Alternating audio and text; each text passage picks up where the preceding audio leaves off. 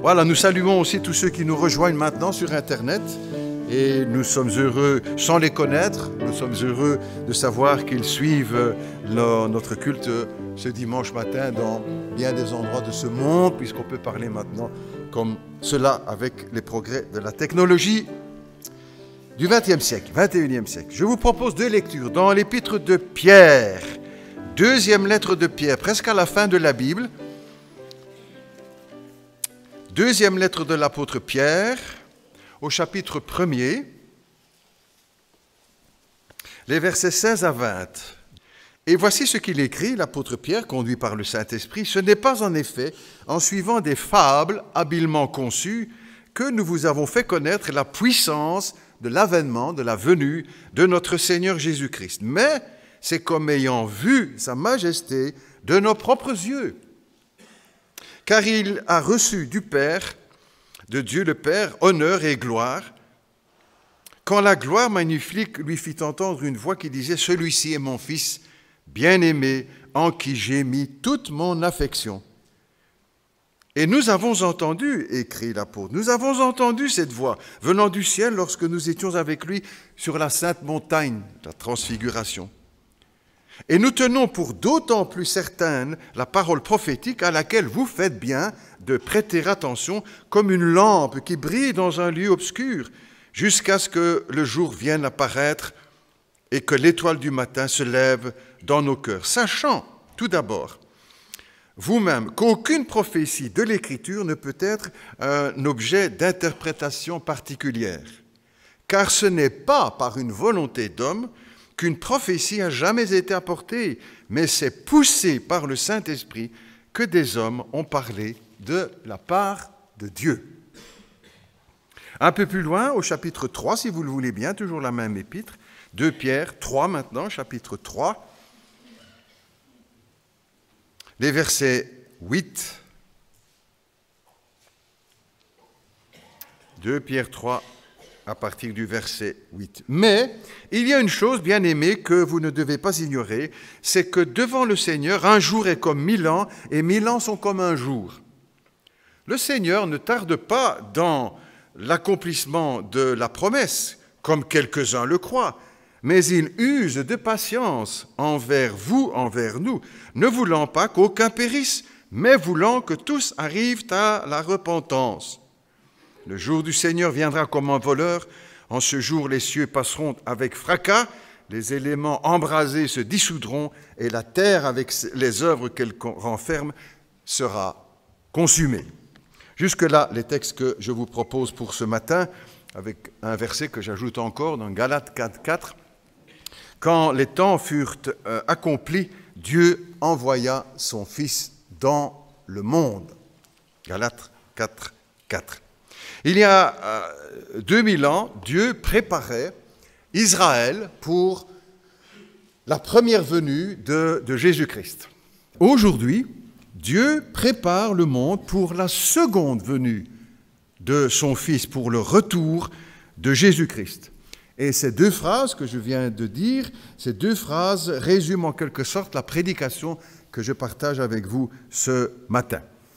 J'aurais aimé mettre plusieurs titres pour la prédication de ce jour. Un premier, l'horloge prophétique. L'horloge prophétique. Ou encore, Dieu sait quelle heure il est. Dieu sait quelle heure il est. Ou encore, préparatif divin, hier et aujourd'hui. Je viens de terminer les lectures avec ce texte de Galates 4. « Quand les temps furent accomplis, Dieu a envoyé son Fils. » Jésus a dit plusieurs fois, lorsqu'il était sur la terre, avec ses disciples, avec les foules, avec ses ennemis, « L'heure est venue » ou « L'heure est proche » ou encore « Le Saint-Esprit vous enseignera vous-même à l'heure où vous en aurez besoin pour témoigner de votre foi » ou encore « Mon heure n'est pas encore venue », ce qu'il dira à sa mère, à Cana, avant le miracle de l'eau changée en vin. Ou encore dans la prière, Jean 17, « Père, l'heure est venue, glorifie ton Fils. Une dizaine de fois ainsi dans les évangiles, nous retrouvons cette formule. On peut dire, Jésus n'avait pas de montre, mais il sait lire l'heure prophétique. Il sait quel est le temps de Dieu. Dieu ne fait pas les choses au hasard. Il prépare, il dresse des plans, il fait connaître ses desseins. Il n'y a pas d'improvisation chez Dieu. Dans nos vies, souvent, il faut improviser. Dieu n'a pas de plan B pour le cas où le premier plan ne marcherait pas. Dieu n'a pas de plan B, c'est son plan qui s'accomplit. Point. Parce qu'il est le maître, parce qu'il est souverain. Et non seulement il les accomplit, mais il les annonce. Et ce qu'il a annoncé, il l'accomplit. Il le réalise. C'est ce qu'on appelle dans la Bible les prophéties. Dans le psaume 103 aussi, David écrit « Dieu a révélé ses œuvres aux enfants d'Israël, ils ont vu ce que Dieu faisait, mais à Moïse, il a révélé ses voies, ses desseins, ses plans. » Et pas seulement à Moïse, mais aussi à tous les prophètes qui ont suivi. Et nous devons, je me plais à rappeler aussi, que ces prophéties sont l'une des caractéristiques uniques de la Bible. Que vous ne trouvez ça nulle part ailleurs. Des dizaines, des centaines de prophéties sont inscrites dans les Écritures. Quelqu'un dira peut-être « Oh, les prédictions de Nostradamus ». Si quelqu'un dit ça, c'est qu'il n'a jamais lu Nostradamus. C'est incompréhensible. Ce sont des quatrains qui doivent être interprétés et il y a des dizaines et des dizaines d'interprétations. Par contre, quand il s'agit des prophéties de la Bible, elles sont d'une précision redoutable. Parce que ça vient de Dieu. Dieu ne fait pas de l'à peu près. Le Messie va naître là-bas en Israël, mais on ne sait pas encore très bien où. Non, les prophètes avaient annoncé que le Messie naîtrait à Bethléem. Il n'y a pas 36 Bethléem en Israël. Et les choses se sont accomplies comme il l'a annoncé. Claire, un enfant lit le texte et dit, ben oui, c'est à Bethléem. D'ailleurs, quand les mages viennent à Jérusalem, posent la question, mais où doit naître le Messie? Tout le monde répond, à Bethléem. Et il cite le texte du prophète Michée, des prophéties précises. Quand ils annoncent que le Messie sera de la descendance de David, ce n'est pas n'importe quelle famille en Israël. Quand les prophéties annoncent que le Messie sera vendu pour 30 pièces d'argent, il sera vendu pour 30 pièces, pas 29 ou 31 ou 200. 30 pièces, comme les prophètes l'avaient annoncé. Quand les prophètes nous disent que la tunique du Messie sera tirée au sort, ils se sont partagés les vêtements, dit l'Écriture, mais la tunique, ils l'ont tirée au sort, comme l'Écriture l'enseigne, avec précision, pas de l'à peu près, sans équivoque. Quand il nous est dit que le Christ serait entouré des brigands, quand il est sur la croix entouré de malfaiteurs, ou encore quand il est dit que le Messie viendrait pour guérir les malades, purifier les lépreux, donner la vue aux aveugles et faire marcher les boiteux, quand il est dit que David rappelle dans le psaume, ou annonce dans le psaume 22 les paroles que le Messie prononcera sur la croix. Mon Dieu, pourquoi m'as-tu abandonné? Précision dans les prophéties de la Bible. Pas de l'à peu près, qui peut être contestable, pas du tout. Ou encore quand il est dit dans le psaume 22 et encore dans le texte de Zacharie, le prophète Zacharie, ses pieds et ses mains seront percés. On y reviendra aussi dans quelques instants avec la prédication. Ses pieds et ses mains seront percés.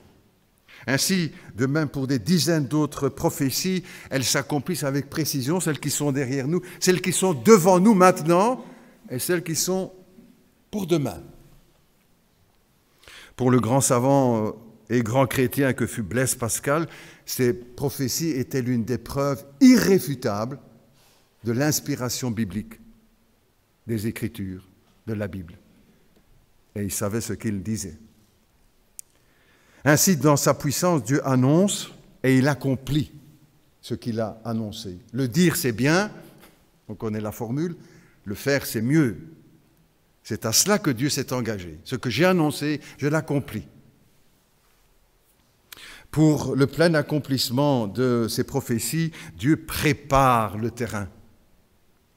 Dieu prépare et dispose les pièces du puzzle avant d'y déposer la pièce finale.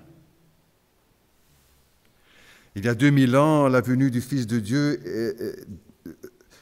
était préparée par le Seigneur lui-même, par son Père, par Dieu. Le pays d'Israël, il viendra là, dans le pays d'Israël, le pays que la terre que Dieu avait donnée à Abraham et à sa descendance. Dieu avait préparé le terrain aussi par les conquêtes d'Alexandre le Grand, qui avait soumis beaucoup de nations et qui avait imposé la langue grecque. Et tout cela préparait déjà l'évangile qui allait venir quelque temps après. Ensuite, c'est l'Empire romain qui va prendre la relève et qui va aussi contribuer à la préparation de ce que Dieu a annoncé pour que les choses puissent s'accomplir. L'Empire romain les Romains vont élargir encore l'Empire, qui a à peu près aujourd'hui les dimensions de l'Europe. Rome allait construire entre autres des routes, des ponts, des aqueducs pour faciliter le déplacement de ses troupes, mais aussi pour permettre, sans le savoir, eux en tout cas, que l'Évangile se répand très rapidement dans tout l'Empire romain.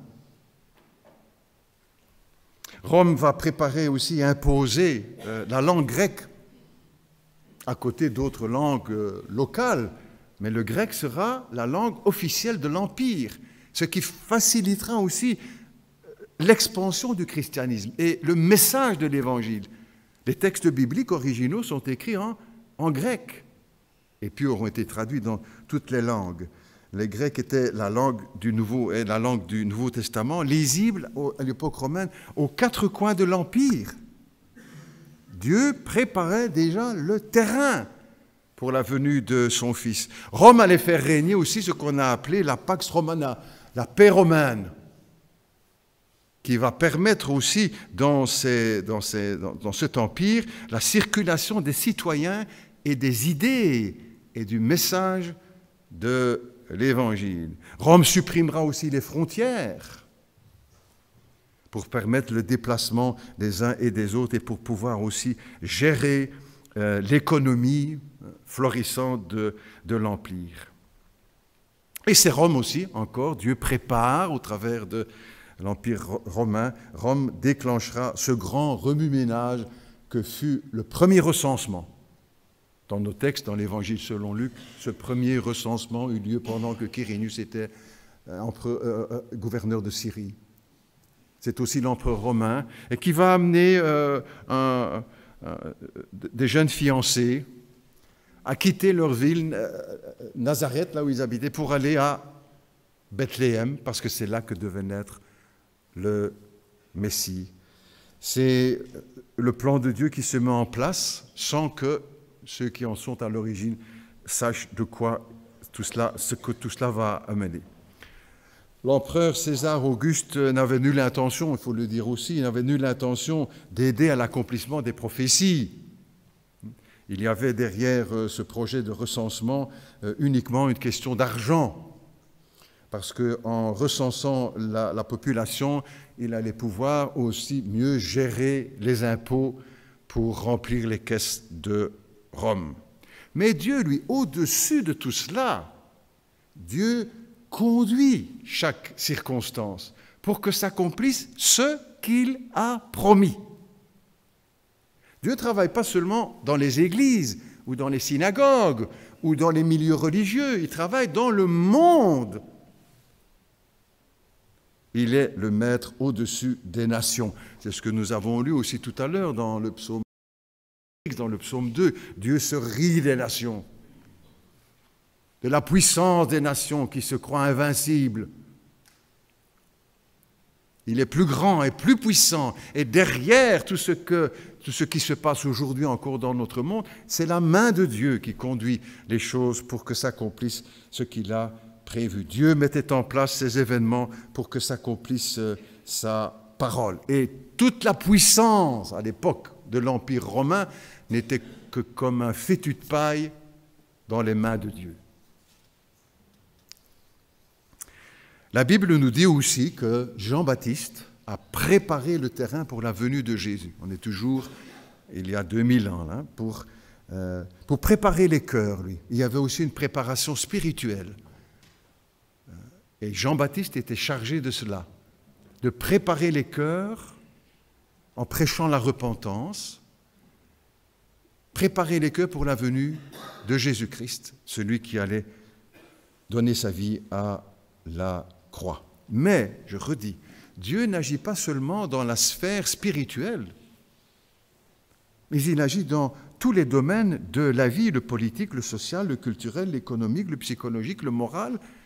Aucun domaine n'échappe au contrôle de Dieu, parce qu'il est Dieu. Si un détail de l'histoire lui échappe, tout cela risque de faire capoter ses projets, pas possible. Il est le maître des nations. J'attire aussi votre attention sur ceci, l'Empire romain, en s'imposant, apportera aussi avec lui le supplice de la croix, la crucifixion. Israël, avant d'être envahi par les Romains, ne connaissait pas ce supplice. C'est avec la venue de l'Empire romain que cette horreur de la crucifixion s'est mise en place. Et pourtant, poussé par le Saint-Esprit, bien avant la venue de Jésus et la mise en place de l'Empire, les prophètes avaient annoncé que le Messie aurait les pieds et les mains percés. Et on peut peut-être penser que les prophètes qui ont écrit ces choses se sont dit « Mais qu'est-ce que ça veut dire ?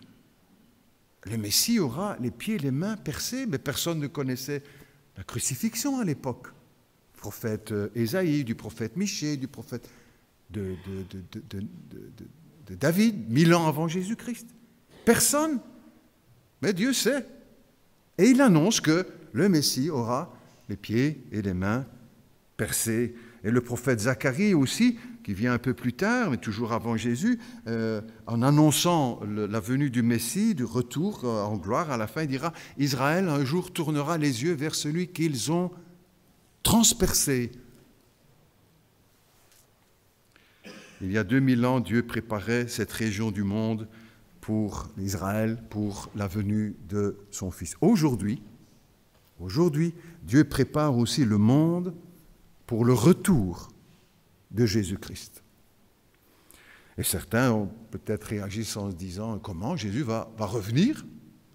Et bien sûr, la Bible dit clairement, rien que dans le Nouveau Testament, 300 fois, plus de 300 fois, il est question du retour en gloire de Jésus-Christ. Nous n'allons pas prendre ces 300 textes, bien sûr, mais Jésus a affirmé clairement qu'il partait, qu'il reviendrait dans la gloire, pas dans l'humiliation comme à Bethléem et tout au long de son ministère terrestre dans sa première venue, mais dans la gloire pour juger le monde, toutes les nations, avec justice, et pour prendre à lui son Église, afin que nous soyons pour toujours avec lui. Jésus l'a dit plusieurs fois. Les apôtres l'ont redit plusieurs fois dans leurs prédications, dans les textes que nous avons. Si vous faites vous-même l'exercice, vous pouvez vous mettre à lire le Nouveau Testament et chaque fois vous surlignez dans la Bible où il est question, vous arrivez à peu près un peu plus à ce chiffre, 300 fois. Ce n'est donc pas quelque chose, une petite doctrine là-bas cachée, mystérieuse, dans un petit verset compliqué de la Bible. Pas du tout. Le message est annoncé clairement, il reviendra. Tous les livres du Nouveau Testament évoquent le retour de Jésus-Christ. Le livre de l'Apocalypse se termine, la Bible se termine avec cette promesse de Jésus, oui, je viens bientôt. Et l'apôtre répondra, Amen. Viens, Seigneur Jésus. C'est la prière aussi de toute l'Église. Dieu prépare encore aujourd'hui le monde pour la venue en gloire de son Fils. Et je vais évoquer avec vous quelques-uns de ces préparatifs, certains qui sont déjà devant nous et d'autres qui se mettent en place selon l'enseignement de la parole. Premier préparatif pour le retour de notre Seigneur, Israël. pendant 2000 ans dispersés par le monde, comme les prophètes l'avaient annoncé. Moïse disait déjà, vous allez être rebelles au Seigneur en parlant du peuple d'Israël, vous allez être rebelles au Seigneur et il vous dispersera parmi les nations. Mais, quand vous serez dispersés parmi toutes les nations, il vous ramènera sur la terre d'Abraham, d'Isaac et de Jacob. Israël qui est de retour aujourd'hui, 1948. Pendant 2000 ans, rien ne bouge. Et beaucoup de chrétiens comme nous, pasteurs, enseignants, théologiens, auraient voulu voir cet événement, n'ont pas vu. 2000 ans! Et puis ce grand rendez-vous de l'histoire.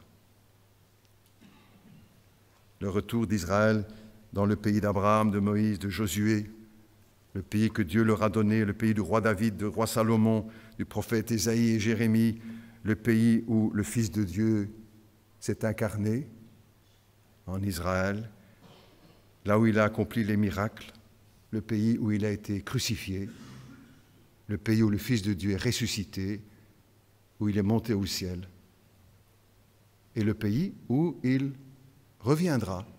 Comme les textes le disent, il posera ses pieds sur la montagne des Oliviers, c'est en face de Jérusalem. Et encore le prophète, l'apôtre qui dira « Et tout œil le verra ». Ce ne sera pas quelque chose en cachette, on pourrait dire, comme la naissance de Jésus à Bethléem, quelques-uns ont été prévenus. Le monde entier le verra.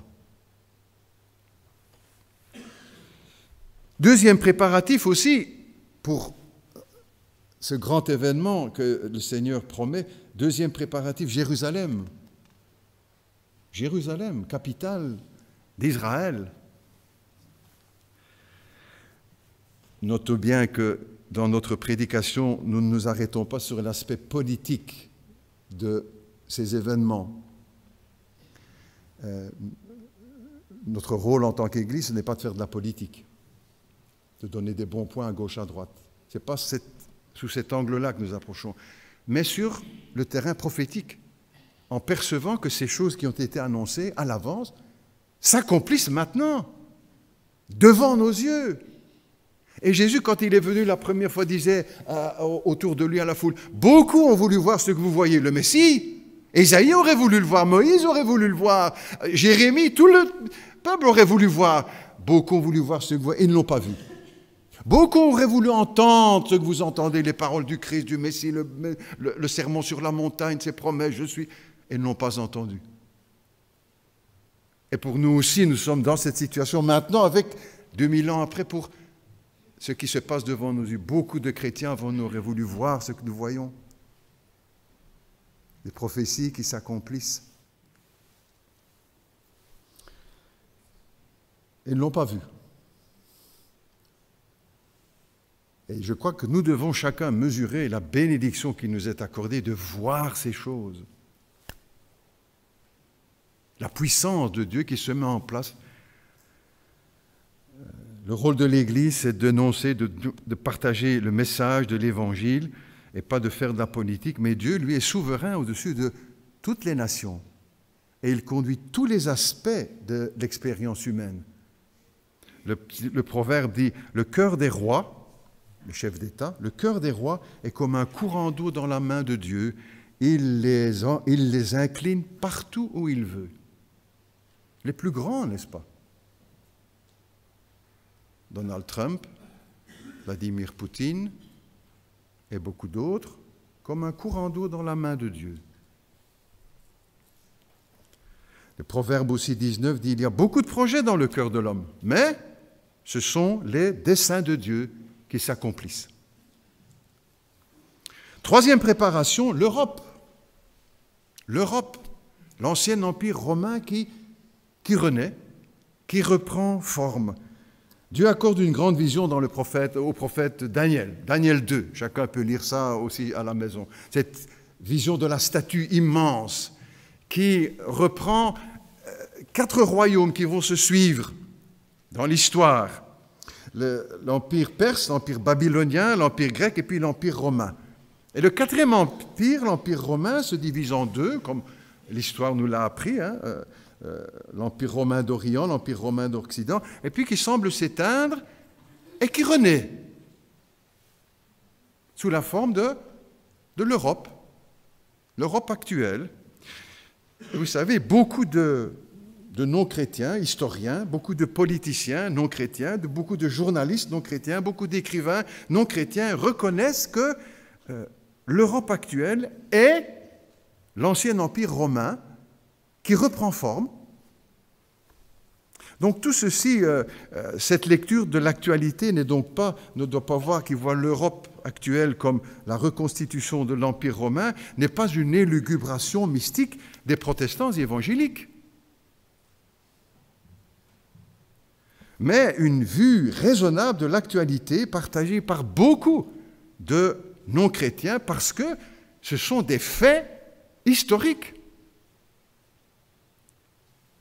Dieu prépare le monde pour la venue en gloire de son Fils. Quatrième élément dans les préparatifs divins, on peut les dire comme ça, l'explosion de la connaissance et du développement de la technologie. Aucun d'entre nous, n'est-ce pas, sans mépris pour personne, hein, aucun d'entre nous, ni même en dehors de nous, n'est capable de mesurer, d'estimer, d'imaginer l'immensité de l'étendue des connaissances dans tous les registres de la science du XXIe siècle. Et nous sommes un peu comme au bord de l'océan, des connaissances actuelles comme des petits-enfants qui jouent dans les vaguelettes au bord de la mer, là où les vagues viennent mourir. Nous ne pouvons pas imaginer. Et quand nous en prenons quelque peu conscience de cette connaissance, cela nous effraie. Cela nous effraie. Et nous ne touchons que le bord de cette connaissance. Dieu prépare le monde pour la venue en gloire de son Fils. Cinquième élément des préparatifs divins, la mondialisation. C'est l'un des mots les plus utilisés aujourd'hui au niveau des informations, soit dans la presse ou dans les informations à la radio, à la télé, sur Internet. L'une des formules qui revient le plus souvent, le gouvernement mondial. L'adjectif mondial se retrouve dans des dizaines d'expressions aujourd'hui et qui nous deviennent familières, sans qu'on se soit rendu compte que ça a pris une dimension universelle, mondiale, planétaire. L'OMC, l'Organisation mondiale de la santé, il y a une organisation mondiale qui s'occupe de la santé. L'OMC, l'Organisation mondiale du commerce, l'Organisation mondiale du tourisme, j'ai vu. La BM, la Banque mondiale. Une banque mondiale. Ah, mais ça, c'est pour dans 50 ans. Non, non, c'est maintenant. Une banque mondiale, ou encore d'autres expressions, des traités internationaux, une multitude de traités internationaux qui lient déjà les nations de notre monde. Des traités internationaux, des conventions internationales, des conseils internationaux qui préparent déjà et qui avancent dans cette voie de la mondialisation et qui préparent la venue d'un gouvernement mondial. Aujourd'hui, cette formule gouvernement mondial n'est plus du domaine de l'utopie ou de l'absurde, mais de l'actualité. L'écrivain Jacques Attali, qui a été le conseiller du président François Mitterrand en France pendant près d'une vingtaine d'années, a écrit un livre en 2012, il y a 5 ans que j'ai lu avec beaucoup d'intérêt, d'attention. Le livre a pour titre « Demain, qui gouvernera le monde ?» Demain, qui gouvernera le monde? Et en première de couverture, c'est, à côté du titre bien sûr, c'est la photo d'un orchestre philharmonique. Une centaine de musiciens et un chef d'orchestre qui est en quelque sorte déjà l'image de ce gouvernement mondial contrôlé par une personne. Et sur la 4e de couverture, donc à la fin du livre, ce texte que je lis courtement, je prends quelques extraits. Demain, qui gouvernera le monde? Les États-Unis, point d'interrogation, la Chine, l'Inde, l'Europe, le G20, l'ONU, les multinationales, les mafias, les banques. Qui gouvernera le monde? Quel pays, quelle coalition, quelles institutions internationales auront le moyen de maîtriser les menaces écologiques, nucléaires, économiques, financières, sociales et politiques, militaires qui pèsent sur le monde? À qui faudra-t-il laisser le pouvoir? Aux religions, aux empires, aux marchés? Un jour, je cite toujours, un jour, l'humanité comprendra qu'elle a tout à gagner à se rassembler autour d'un gouvernement démocratique du monde, un gouvernement mondial, dépassant les intérêts des nations les plus puissantes, protégeant l'identité de chaque civilisation et gérant au mieux les intérêts de l'humanité. Un tel gouvernement existera un jour. Après un désastre ou à sa place. Il est urgent d'oser y penser pour le meilleur du monde. Jean Ziegler, qui est un des grands économistes de dimension internationale également et qui est rapporteur spécial aux Nations Unies, a écrit un livre que j'ai lu aussi avec beaucoup d'intérêt, auquel il a donné comme titre « Les nouveaux maîtres du monde ». Les nouveaux maîtres du monde. Einstein lui-même était un ardent défenseur de ce concept de gouvernement mondial, parce qu'il y voyait une solution pour éviter les guerres et amener la paix dans le monde. Mais depuis 2000 ans, n'est-ce pas, la Bible nous parle de ces événements.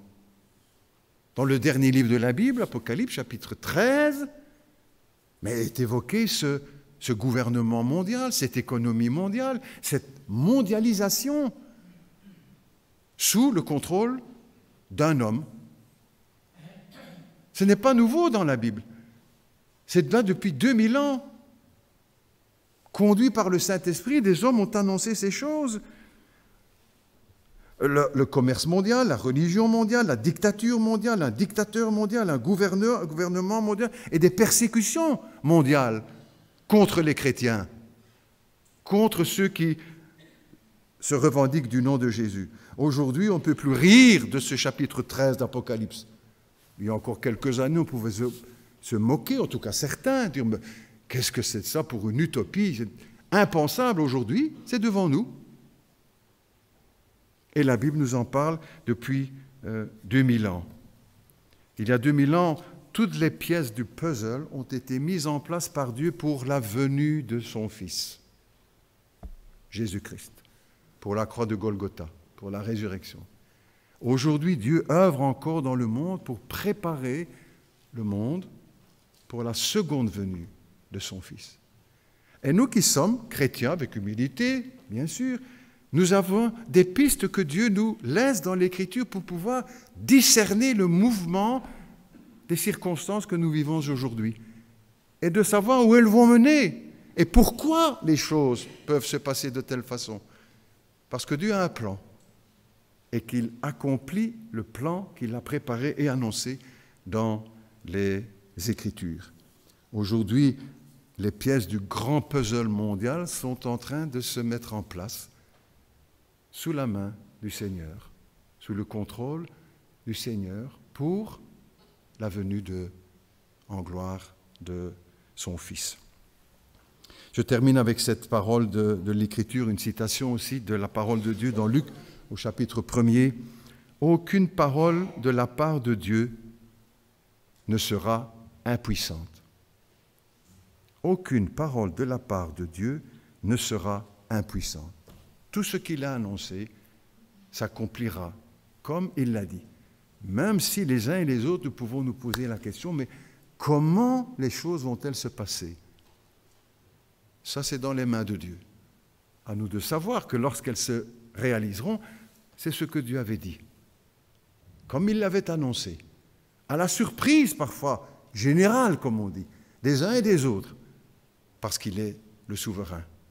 Et c'est lui qui conduit l'histoire. Aucune parole de la part de Dieu ne sera impuissante. Luc chapitre 1er au verset 37. Et pour nous, quelle doit être alors notre attitude? Une attitude de confiance et de respect de la parole de Dieu. Ta parole est la vérité, a dit Jésus. Et pour nous aujourd'hui encore, nous aider aussi à comprendre l'actualité et les choses que nous vivons aujourd'hui. Et quelle est leur place dans le plan de Dieu, pour que nous ne soyons pas surpris quand les choses arrivent, parce que Dieu les a annoncées à l'avance. Que Dieu nous garde dans cette confiance en sa parole et en ses promesses.